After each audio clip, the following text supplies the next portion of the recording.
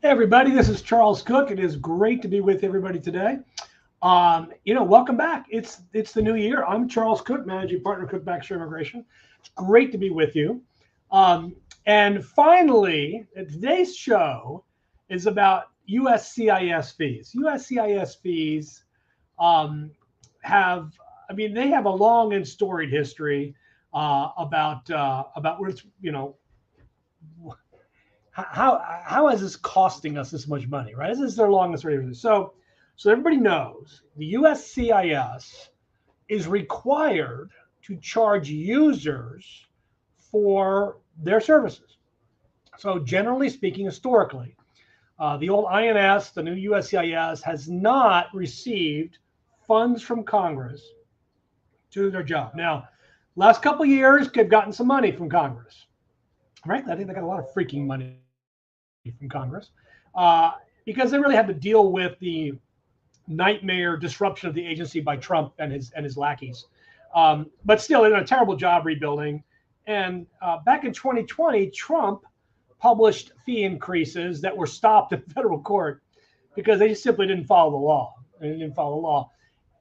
But even from the moment that Chadu, the new director of immigration, came in, she has said we need to raise fees. Now, I got to tell you, that sounds very Musk-like in some ways. Why the first thing she said it wasn't, we need to improve our services so we can justify raising our fees?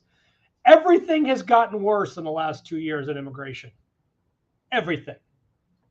Literally everything. And they simply don't deserve a fee increase, especially since they got hundreds of millions of dollars from Congress and apparently didn't use them effectively enough to deal with backlogs, forcing people like me and my friends Greg and Aaron to sue them over and over and over again to fix their problem. A great study came out recently that said that immigration federal court filings, because of immigration, are at its highest level ever. Ever. Not during the Trump administration, now during the Biden administration. That's what we're facing. That's what we're looking at. And it is truly, stunningly unbelievable that the Biden administration would increase fees without at all telling us when we're going to get back to justifiable, sustainable processing times, which should be days, really, a week or two on almost every case. There's nothing that they're doing that they can't adjudicate in a day. Nothing. They're also spending enormous resources literally renewing employment cards. Why? Why don't you publish a rule that says once you get one, you got one? Or heck, once you have a receipt notice for an adjustment of status, you're employment authorized, period, you're travel authorized. They can do that.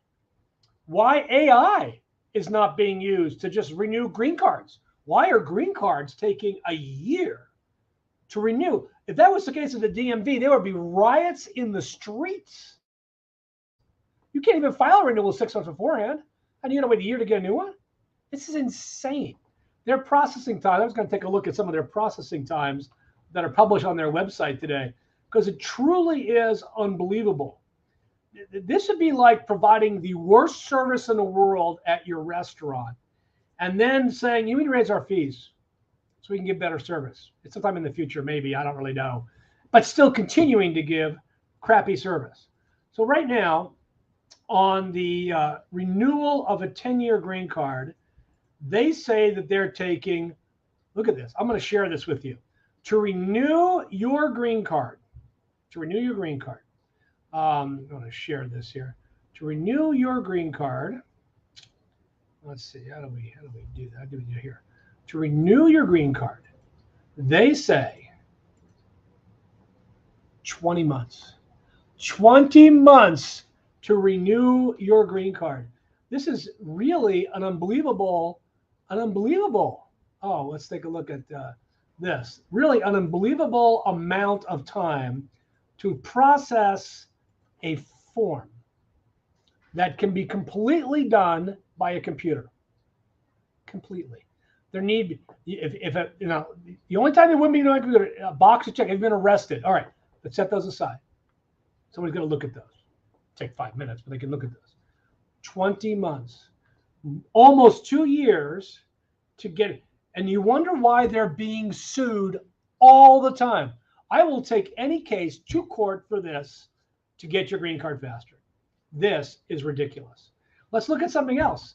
How long is it taking them to approve the abandonment of a green card? That's a great question. I want to give up my green card, which is literally a form. How long is that taking? 2 months. This takes 1 minute. You abandoned it. Thank you very much. Have a nice day. 2 months to abandon your green card, which apparently they'll do much faster, 10 times faster than giving you back your new green card. How about applying for a travel document like an advanced parole? How long is that taking? Just out of curiosity, let's look at the National Benefits Center. How long are they taking? 11 months. Oh, you need to go now because your dad's dying? Yeah, I'm really sorry. You'll have to go to the local office if you can get an appointment. I don't know if you can, but 11 months. This is completely bananas. Completely bananas. Crazy. It's crazy stuff. Oh, how about this? I'm applying for a U visa because I'm the victim of a crime, working with the police to get the person who violated me, to get him jailed. How long is the Immigration Service taking to get that done? To get a U visa? How long? 5 years. 5 years. Oh, this is probably the one that tops all the other ones. I'm investing $1.2 million in the United States, and I want to get a green card with that. It's a green card process. How long? I'm going to create 10 jobs. How long before I can come in 5 years? Wait a second. I'm investing money now.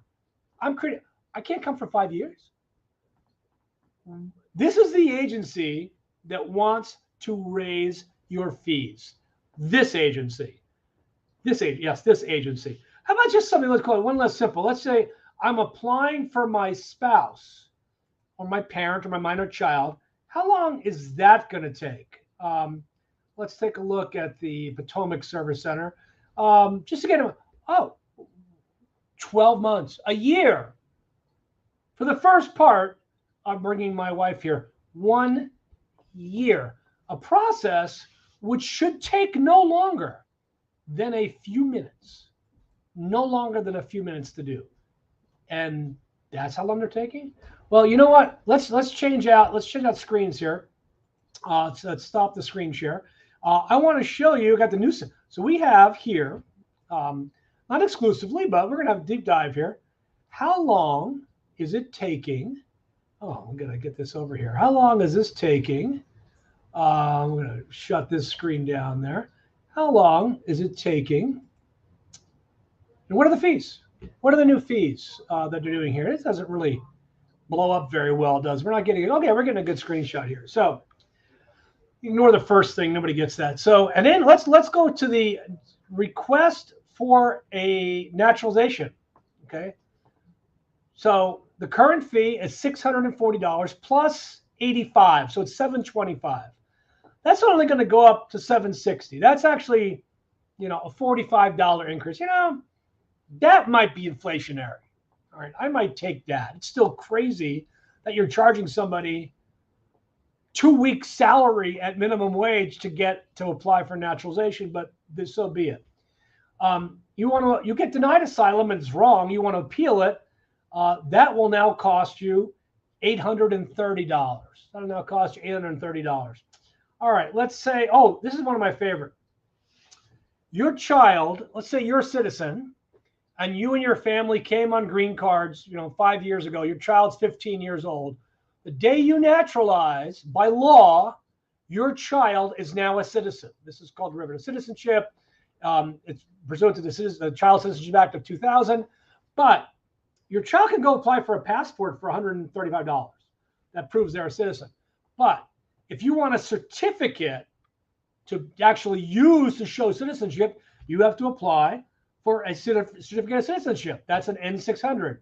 That fee is going up from $1,170 to $1,385. $1,385 for them to do work on a case that should take 20 minutes. 20 minutes. Kids are already in the system.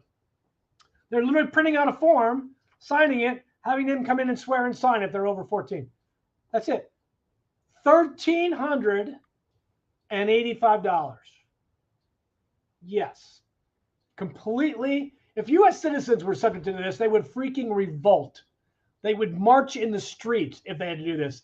This is insane. Some people, that is 2 months take-home salary to do that. So no wonder people don't do it. They're keeping the filing fees the same. So let me see if I pull up here. I'm going to pull off the screen share here. Go back to this. I'm going to pull up the chart again here, if I can find it, about where this is. Here is a chart on this chart here. They did a really terrible job putting it all in one place. So here's a chart on green cards. So you apply for your 45.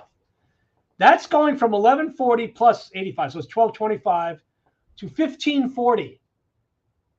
1540. You get this. Your employment card used to be included in that 1140. Your travel document used to be included in that 1140. Now it is separate, and they're lying to you when they say it's a 59% increase.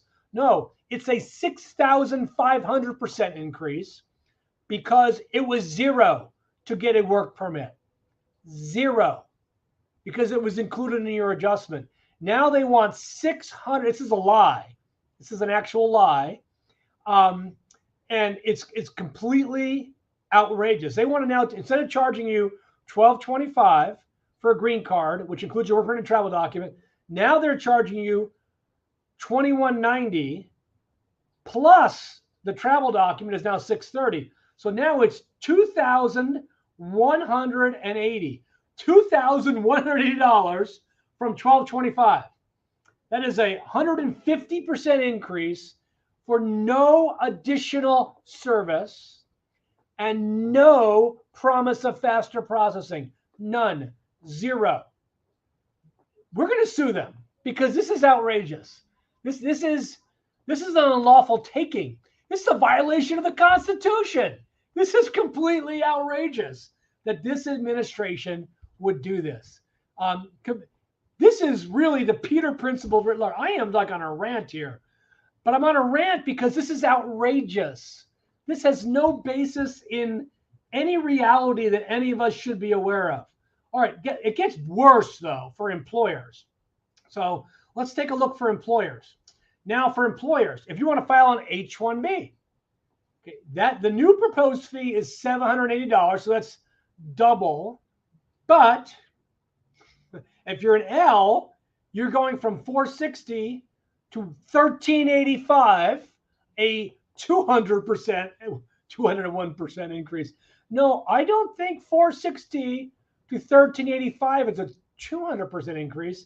I guess it's like triple. It's like 300%. It's just crazy. Same for E's or O's are now $1,025. Oh, this is my favorite thing in here. $10 to register for the lottery. Now, that's got a lot of problems, as everybody knows here. I've sued them over that. Maybe we'll sue again this year. They believe that by raising the electronic registration fee, because it's costing them no additional money. There's no additional money to electronic. That system's done. They're going to go from 10 to 215, a 2,050% increase. A 2,050% increase. For what reason? They think it's going to dissuade people? 10, 215, it's an irrelevant amount of money to anybody these days. This is not how you deal with the fraud in the H-1B lottery program, immigration. You deal with the fraud by having individuals register that they can use in one time, and they can use that registration with whatever employer they want to for $10. That's how you deal with this. You don't deal with it like this. This is outrageous. And by the way, you still haven't responded to my FOIA, so I'm going to have to sue your butt over that too, about how many people actually apply. They haven't even run out of H-1Bs yet. You seen an announcement? They've run out of H-1Bs? It's January. How could they not have run out of H-1Bs when they had 500,000 applicants, huh? Hello, immigration. Hello. Anybody home? So there's this. That's absolutely crazy. Let's look at some, see if we can find some family-based ones here. These are really hard to follow because it's completely bananas. Let's see, the tables for family-based filings. We did the adjustments there. Did the employment. That's all that. This, by the way, this regulation is 439 pages long. So there really is no effective way to, I mean, they truly didn't make this useful for anybody. So let's see if we can find the I-130 processing on this.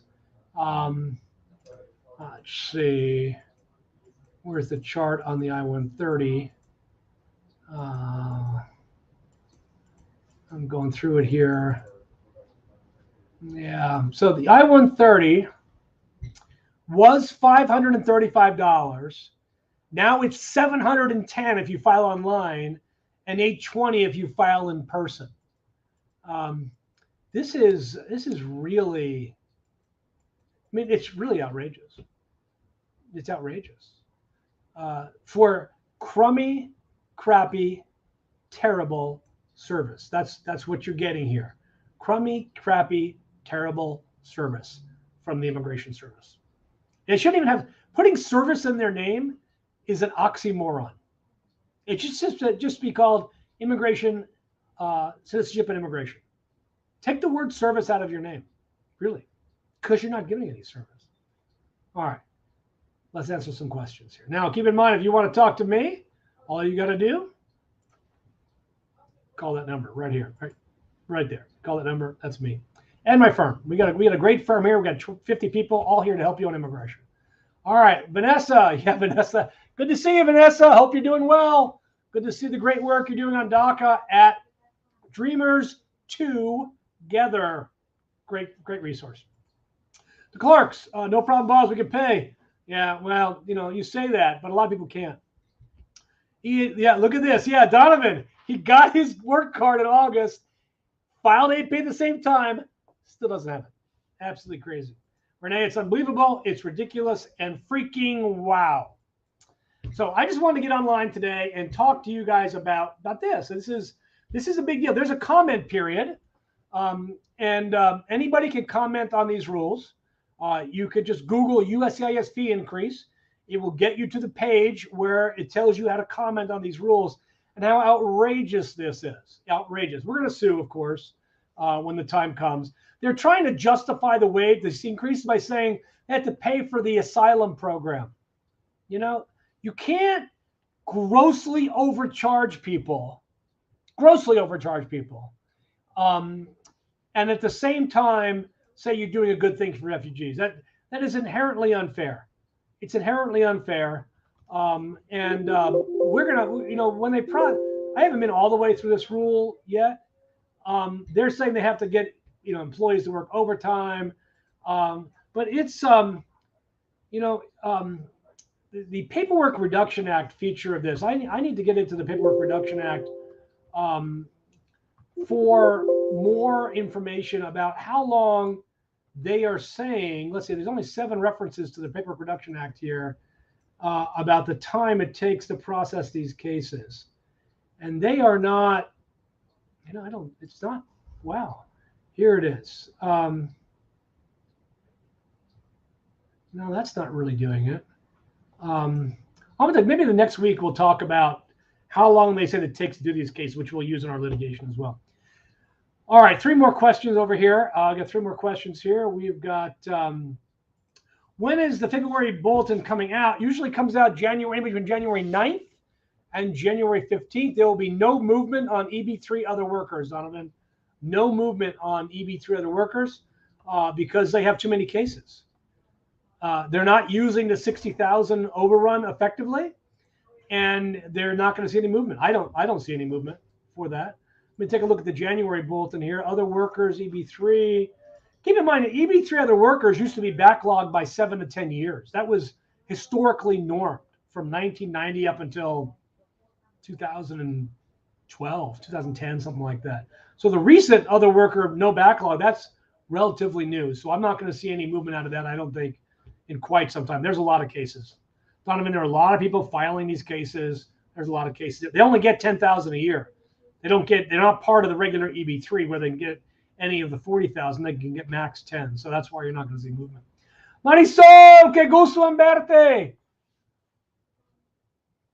Here's what I would do, Marisol. I would sue them. Call me Marisol.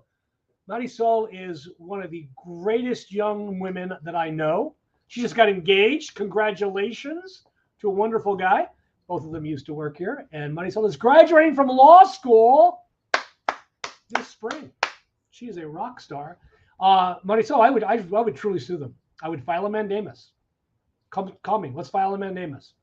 It is outrageous. It is unacceptable. And the study abroad, you can try to do an emergency advance parole.